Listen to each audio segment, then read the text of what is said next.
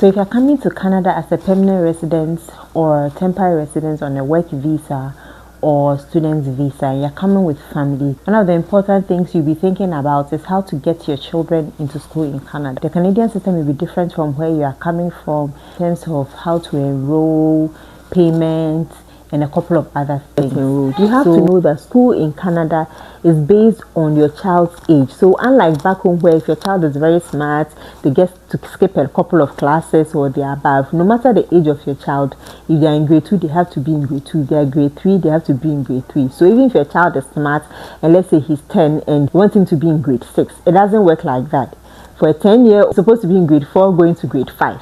That is how it works over here. So you need to bear that in mind. If you're new to my channel, my name is Sandra.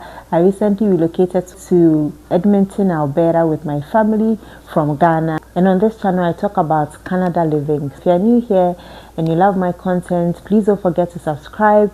If you're an old subscriber, thank you for the support. Don't forget to share with others so that they can learn and thrive in their relocation journey. So in this video, I'll be talking about how to enroll your children into school, the different types of options available for you when you come into Canada. I'm going to be using the Alberta school system as an example because I live in Edmonton in Alberta. So in Canada, school starts at the age of 5. If your child is not 5 and you will not be able to support or keep them with you at home, you will have to arrange for child care, whether a day home or a daycare, to take care of them for a few hours in the day. But when your child is 5, they can now start attending kindergarten, and then from age 6 they start going to grade 1. In Canada, the system is from kindergarten to elementary, and then you have high school from there, and then after high school you pursue your post-secondary education. Kindergarten to high school is what they call the K to 12. Okay, so K stands for kindergarten. From age 6 they go to grade 1 up to grade 6, which is the elementary, what we know as a primary school system. Then from grade 7 to grade 9, that's the junior high, and from grade 10 to 12, that's the senior high. Then from then you have your post-secondary education, whether you're going to university or any other options available. Options for schooling for your children are the public school system, the private school system, the Catholic school system, and then you also have the option of homeschooling. You want to school your children at home, right? So I'm going to start with the public school system. Now, when you arrive by law from the age of 6, every child is supposed to go to school. Kindergarten, I know in Alberta is optional, but it will help your child to prepare for grade 1, right? So the moment your child is 6 and you come into Canada, you have to prepare to take them to school. Now, the school your child attends with the public school system has to do with where you live. So everybody has to go to the school within their radius, right? It's not like back home where you decide that, oh, this school is very good, but I want my child to go, so you go way out of your catchment. We can have a school slightly away from your catchment area if they have room for other children, but usually first priority is given to children within the catchment. So you can easily walk to school. If you're using the school bus system, it's just a short drive and you are in school. Right, so when you come and you have your accommodation, you have your housing and everything, now you have to research the schools within your catchment. What we did was to call the schools within our catchment, let them know that we are new to Edmonton and we want to enroll our children. And then based on your address, they will confirm that yes, we are your school that you should be attending. Now, when you have that information, you go to your city's school board. So for example, in Edmonton we have the Edmonton Public School Board. In Calgary is the Calgary Public School Board, right? You go to your city school board. It's online. You go there and then you find option to register a new student. Once you've done that, you get a pop-up screen where you enter the school that you want to choose and then all your child's details. So ensure that you have your co-PR or your PR card if it has arrived, your child's co-PR or PR card, or if you are a temporary resident, evidence to show that you have the right to be in Canada, whether you're a student or you are in a work permit, right? You have all those in the digital format. You have evidence of your child's age, the birth certificate, that is. You have evidence, proof of your home address, whether something from the bank or a tenancy agreement, and then you fill out the form.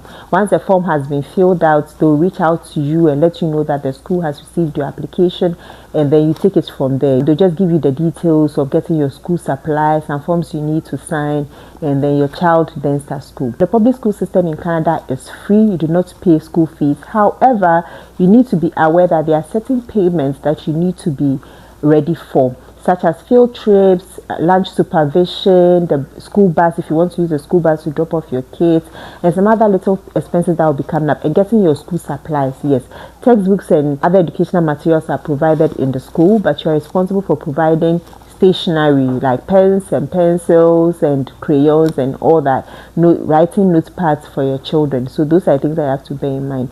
In the public school system, they also do not wear school uniforms, so you need to be ready to get your children the clothing they need per each season of the year. You have to make sure that they are well dressed and they are presentable. Also, I know for Alberta we do not have school lunches. I think there's about one day in the week where you can order school lunch through the school, but most of the time you have to provide school lunch for your child, so you need to be aware of that. You need to pack their lunch for them to take to school and some snacks as well. Also, for us, we did not need to provide previous school records from back home, but you may want to bring it just in case the school or your city you are in demands it. The school year runs from September to June. You have the winter break in December, you have the spring break in March, and then you have the summer break in June. That is mainly for elementary school, which we call primary school. Now for the high school, they run the semester system, so that's they break twice in the year, which from September to January and then February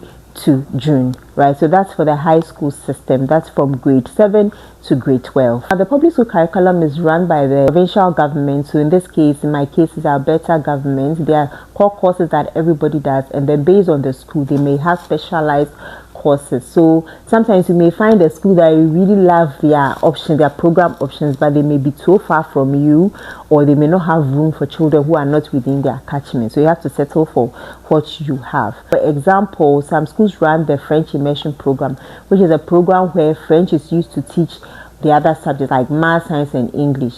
Right, but most of those courses have a long waiting list, and so sometimes they are difficult to get in. However, for French, all the schools teach French as a second language. Child will definitely have French taught as a second language, but in the French immersion schools, they are taught French as part of their everyday learning. So they use French to teach them science, to teach them English, and all that. So you can decide to go for schools with the specialized programs depending if they are in your catchment area. Those are the things with the public school system. And the schools also have extracurricular activities. There's soccer, there's chess, there's hockey, there's music, and it's part of this everyday school timetable. So you can decide what you want your child to participate in based on their class, and then you get them involved. So if you're not able to let your children participate in extracurricular activities outside of school, at least you know that once they are in school, they are getting something. Now, dropping off your kids in school, there's the option of registering for the school bus, which you have to pay a yearly rate, or you can decide to walk your children to school. That's up to you. Or if you have a car, you can decide to drop off your kids or use an Uber to drop off your kids. It's all dependent on you. The school bus is not compulsory. It's up to you and your family circumstances, what you think will work best for you. Usually the school bus has a designated bus stop where all the kids gather, and then they pick the bus.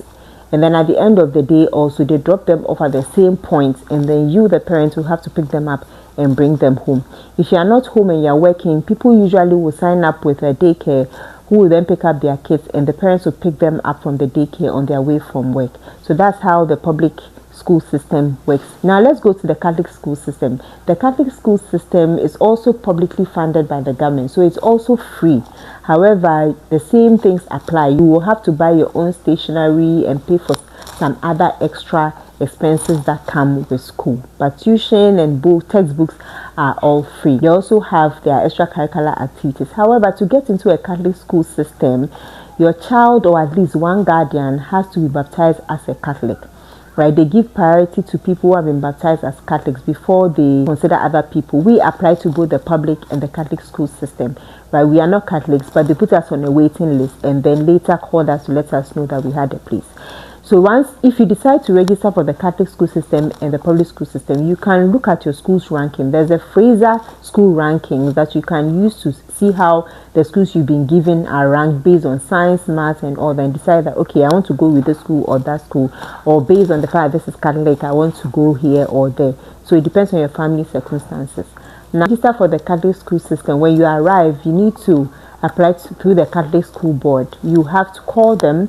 Once you can find them online, you call them and then you let them know that you are new to Canada and you want to register your child for the Catholic school system.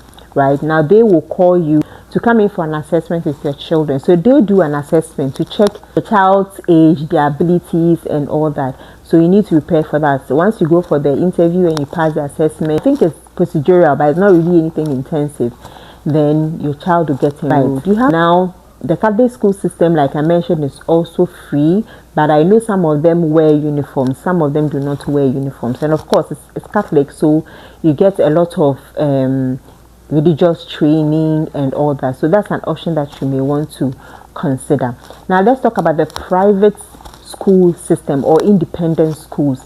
These are private, so you have to pay for them, and you could pay anything between 5,000 to 50,000 Canadian dollars or more per year for the child to attend. They have specialized programs and special needs or academic needs. Maybe it's sports intensive, or it's science intensive, or it's maths intensive. So you look at all that, look at your financial ability, and then you decide if you want your children to go there. And sometimes there are also Christian or Muslim schools.